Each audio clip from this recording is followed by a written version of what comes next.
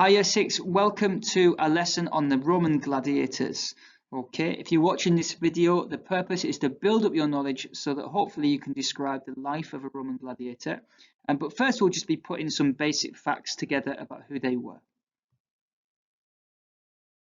Our learning objective, therefore, is to describe the life of a Roman gladiator, and we're really focusing on the yellow and the green objectives at this part, building up your knowledge about what the gladiators did. In the next part of the lesson, you'll be thinking about the typical life of a gladiator. There were 4 stages. They were captured, they were sold at market, they were trained to fight, and then they fought in something called the games. You'll learn about that a bit later on, though. So, a bit of background. The Roman amphitheatre was the centre of public entertainment all over the Roman Empire. The most famous example is the Colosseum. People would go to the amphitheatre to see men fighting against wild beasts or against each other. And the men that were fighting were called gladiators. So who were these gladiators? Well, generally they were slaves, criminals, prisoners of war. Sometimes they were paid professional fighters, but generally speaking, these people didn't want to be in there. And they were forced as slaves to fight. They had to do some training, and they would fight to their death. So if they won a lot of fights, they would earn money, which they could use to buy their freedom. And if you're a really good gladiator and you won a lot of fights, you might actually become quite famous in the Roman Empire. Now, it didn't happen often, but they were, in some ways, 1 or 2, almost like modern-day celebrities. There's a very famous film called Gladiator, starring Russell Crowe, that you might have seen or heard of. It's a great one to watch when you're old enough. I think you can watch it with parent consent. And it shows just what life was like in the Colosseum. This was a very famous man who was forced to become a slave and fight for his freedom as a gladiator.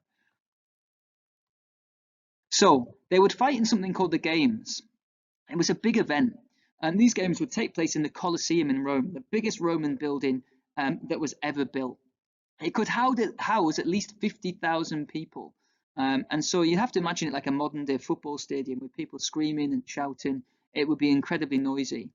During the games, they had 3 different fights. In the morning, there would be animal shows where animals would fight against each other. And then in the afternoon, they would have gladiators fighting against the animals. And then finally, it would be time for the gladiator fights, where it would be a gladiator against another gladiator. So what was it actually like? Well, the popularity of them led to huge numbers of gladiator fights, and we think over 800,000 people probably died in the Colosseum fighting as a gladiator. That's how popular they were.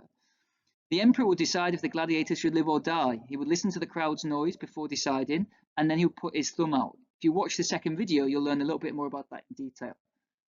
A lot of Roman citizens would go there, they get excited, they would gamble money on who might win. Rich citizens normally sat near the front, and the poorest citizens would have to sit at the back. So basically, you had to buy a ticket in order to get in. And it'd be very cheap for the cheap seats. But just like in modern day sports, if you wanted to sit close to the front, it was going to cost you more money.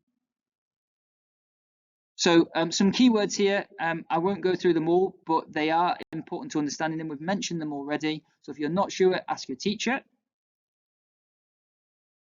These are some different types of gladiators. There's a Samnite, who had a sword and a shield and a helmet. A Mamilla that was quite similar, a different type of sword there and slightly more armor. A Pisterius was a gladiator who was trained to fight against animals, so usually just with a short dagger and very little protection. And the Rotarius had this long, fork-pronged spear called a trident, very little protection. They usually had a net as well. So there are some facts here. I'm not going to read them all out for you. You can pause the video and have a quick look in order to complete the quiz. The same for the Pisterius here. Some examples of Roman equipment. You can see it was a combination of weapons for attacking, but also armor for defending themselves. And then lastly, just 2 examples of sources that were written during the Roman times describing the fighting in the ancient Roman times. And you can see the first one, source A there. Here's someone criticizing what he'd seen at the games. Basically, people just saying, people going crazy for what was happening, kill him, beat him, burn him. They were desperate for the violence. And this Roman writer is saying, surely this is wrong. And then in source B, another one from ancient Roman times, it's saying wasting your time at a show that makes you more cruel and less decent. You know, that basically is what the gladiator games were. So although they were deeply popular, we do know that some Romans also thought they were too violent and brutal, and they didn't support them. Right, that should help you with the quiz. Once you've finished, find out about the typical life of a Roman gladiator, from being captured all the way to fighting in the arena. Well done, Year 6.